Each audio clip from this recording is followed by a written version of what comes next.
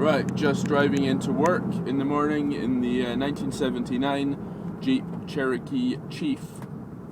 So I just set off a few minutes ago, and I thought I'd make this quick video just to show the journey through different traffic conditions.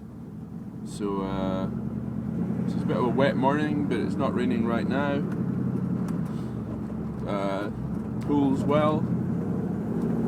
Great sound when you accelerate. Put the window down a little bit. You can hear that coming up to the traffic lights. Knock the column shift into neutral.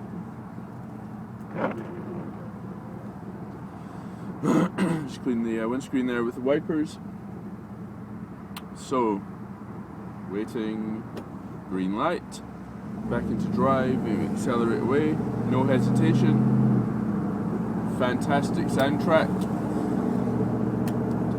Never listen to the stereo in this, because that is better than any music to me. It's a 3-speed Chevrolet TH400 transmission. It's got excellent panoramic rear view mirror. It's very wide. Oh, so there's a stone thrown up there. So we're a little bit of backfiring there when we come off the accelerator.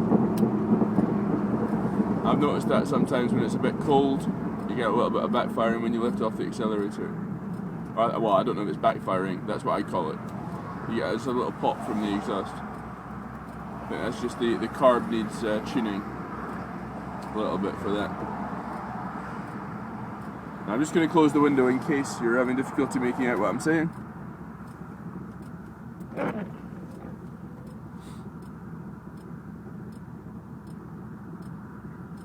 Interesting feature, the click for the indicators comes from the left-hand side, because this was originally excuse me, this was originally left-hand drive, but it was converted in 1980 when it was imported into the UK.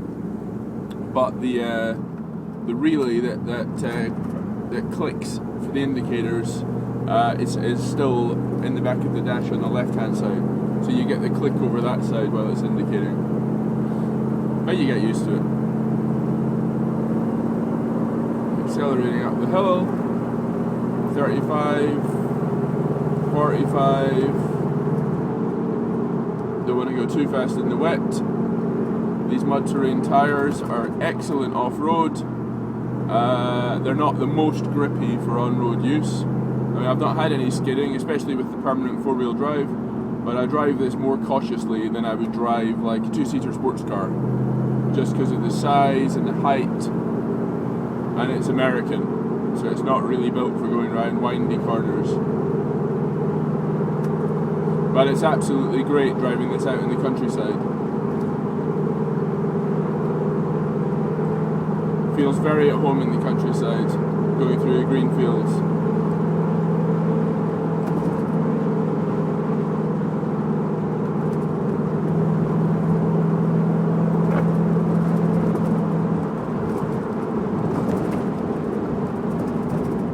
Suspension's actually not too harsh. It's soft in comparison to my Wrangler.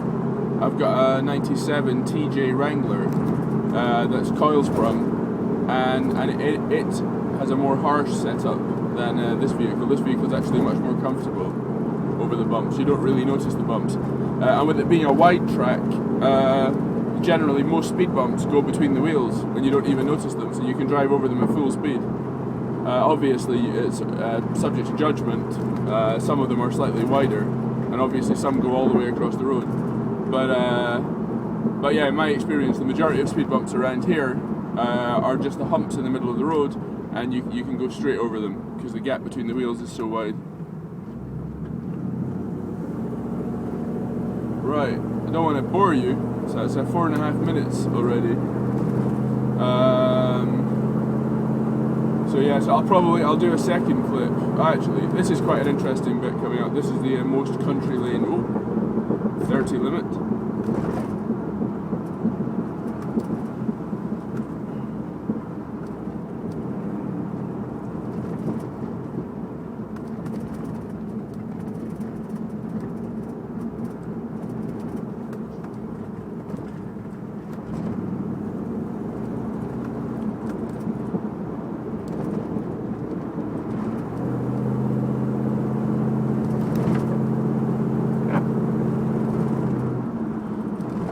Another oddity with this vehicle, which I guess is standard for vehicles from the 70s, is there's no wiper stock. The wipers are controlled with there's a little twisty thing on the dash. So you push the button in to do the screen wash, which I can demonstrate. It's just off the edge of the camera. You maybe saw a splash of water there, but it's pretty powerful on both sides. So you push the button in to wash the screen, and then there's 3 settings. So you twist it to the left, and it's intermittent. And depending on how far you twist it to the left, controls the speed of the intermittent. Center is off, and to the right there's 2 settings for like kind of slow and fast. So that's the fastest you can get them, but that's more than adequate. I've never had to use them at that setting while I've had the vehicle. But as I say, the screen wash is really good. Actually, I put a new gasket in the screen wash bottle because the old screen wash, well, it's the same bottle, but the old gasket was leaking. So I got a new gasket and I put that in, so that stopped the screen wash from leaking out. So it was just a perished rubber gasket at the bottom of the screen wash bottle. So that's one of the few issues I've had with the vehicle since I've had it for a few months. Right, so we indicate left, and we're going left. George Croxley Green and Rickmansworth.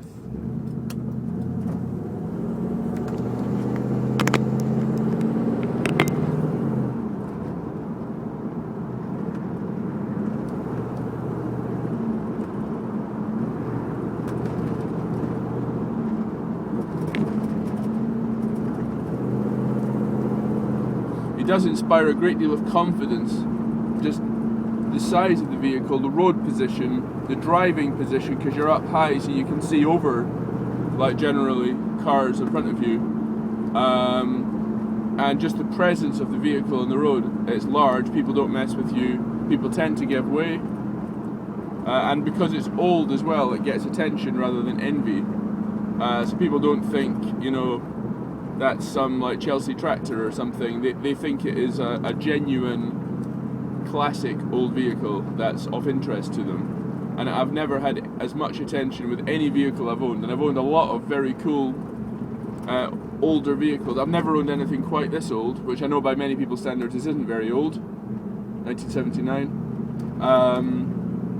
But I've owned plenty of 80s cars in the recent years, and I get a lot of attention in those, and a lot of admiration depending on the condition. But this one is just, every time I fill up, I get into a discussion with someone about it. People are always looking at it. People at work, it's certainly been a major discussion point at work. Who's driving the Fall Guy car that's parked in the car park? Obviously this isn't the vehicle from the Fall Guy, but it's along similar lines.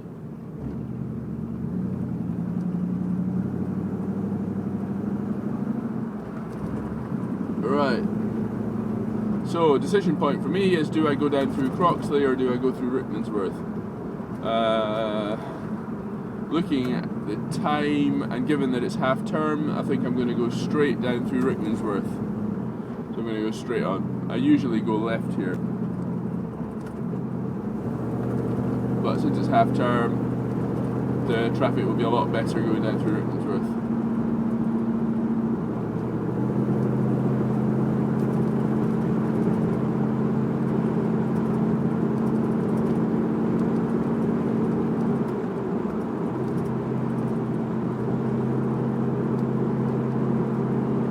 Right, the temperature needle is just above cool.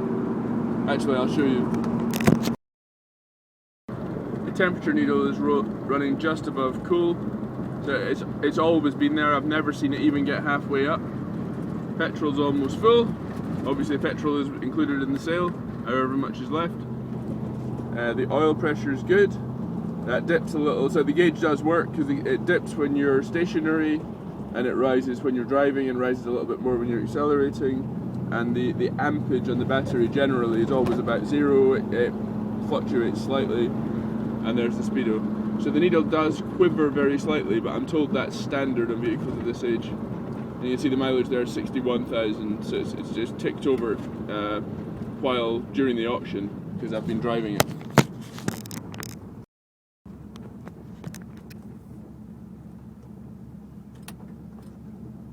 This roundabout's not usually great, but it's much, much better due to this school here is on half term at the moment. The steering on this is so beautifully light. You can literally do a U-turn just with your finger. It's the lightest steering of any car I've ever owned or any car I've ever driven. Even, I mean, I've not driven that many American cars, but I think it's typical of American cars. It's very, very light, overly assisted. So it's absolutely no effort, just with one finger to. With one finger you can just steer. Oh, the speed camera is not great. It's a 30 limit, and you have to actively brake coming downhill to avoid going over 30.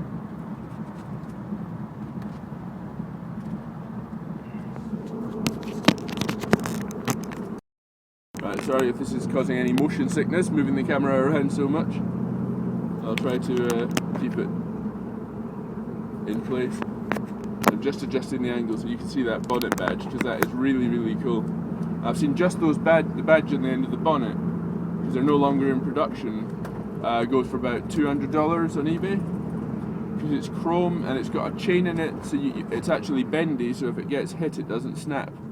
So it's got a tensioned chain, so you can actually pull the Jeep bit up and bend it.